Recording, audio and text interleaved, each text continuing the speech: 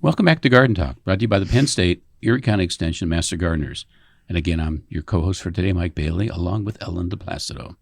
Ellen, how are you? Good. That's good. Good morning, Mike. What do you want to talk about today? Well, we're going to mention cool and warm weather crops. Yeah, I think we've done a little bit of this in the past, but I think we're going to kind of run through it kind of quickly to give some reminders. So what about these cool weather crops? Okay. Basically, cool weather crops are crops that can be seeded, transplanted, and grown in cooler temperatures. Kind of makes sense, right? Yes, it does. They're the first to plant, but what you probably want to know is the approximate last frost date in the spring and the first frost date in the late summer, because you want to plant cooler weather crops both times of the season. Okay, fine. Good point. Good point. They can probably be placed in the garden about 2 to 4 weeks before the traditional last frost, but you need to be prepared to cover them if the temperature drops below 28 degrees. Yeah, you're right. When you get down into that area, you need to be careful.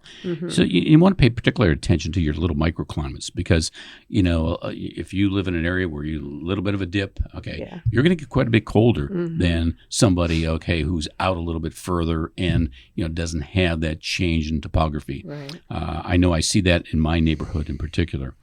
And we're looking for soils that are probably, a minimum of 40 to 45 degrees Fahrenheit, before you do that planting. And these cool weather crops typically require a little bit less direct sun, maybe about 4 to 6 hours of sunshine versus, a lot of our warmer weather crops. And typically these cool weather crops don't do really well in warm weather because they'll certainly turn a little bit of, especially your lettuces and your spinach, they bolt, and the leaves will get a little sour tasting, etc., and stuff like that. So you got to be careful about that. But like you mentioned a little bit earlier, these cool weather crops can really be planted in the fall also. So we start a lot of cool weather crops right around Labor Day. We always have a traditional nice crop of pak choy. Yes, we love that. that everybody loves. One of our favorites. So what are some of these vegetables or examples of cool weather crops, Ellen? Okay. The ones that we're more familiar with and I think people like are the peas, the radishes, and of course the lettuce.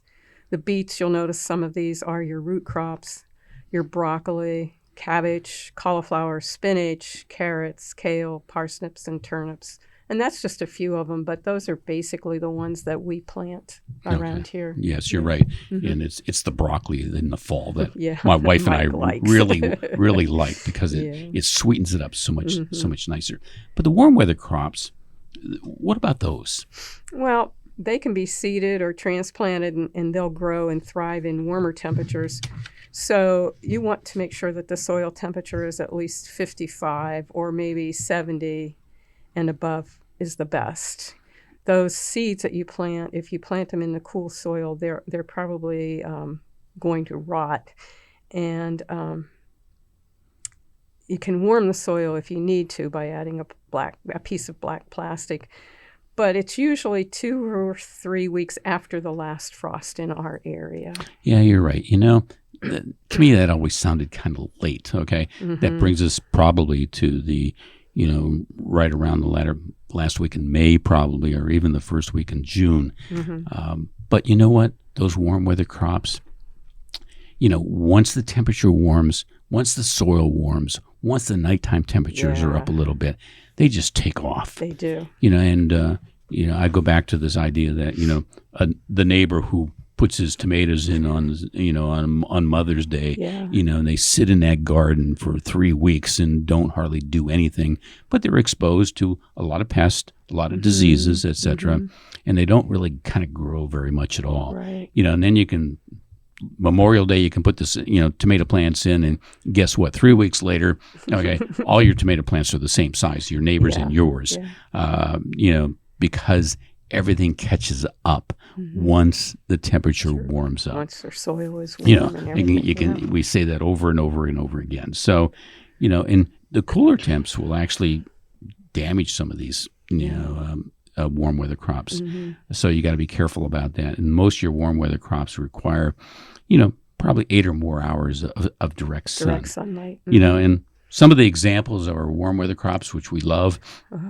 Beans, corn, peppers, eggplant, tomatoes, summer squash, zucchini, winter squash, pumpkins, hot peppers, cucumbers, and that's just a few. Yes. And experienced gardeners can, they know little tricks to extend the season, a little bit, a week or so, et cetera, stuff like that. But if you're a new gardener, okay, please try to stick to some of these guidelines because you won't be disappointed. Right. And then as you learn a little bit more, go ahead and try some of those little tricks. Sometimes they work and sometimes they don't. Believe me. Okay. I have a problem. And I go back to this idea that last year I direct seeded some tomato seeds into my garden on the 1st of June. Okay. And by Labor Day, we were having tomatoes. Right. I remember you telling me that you were excited. Yeah. So, you don't need to start your tomato plants in February to get off to a good start. Ellen, it looks like we've used all of our time. So thank you for listening. Thank you. Bye-bye. Bye-bye.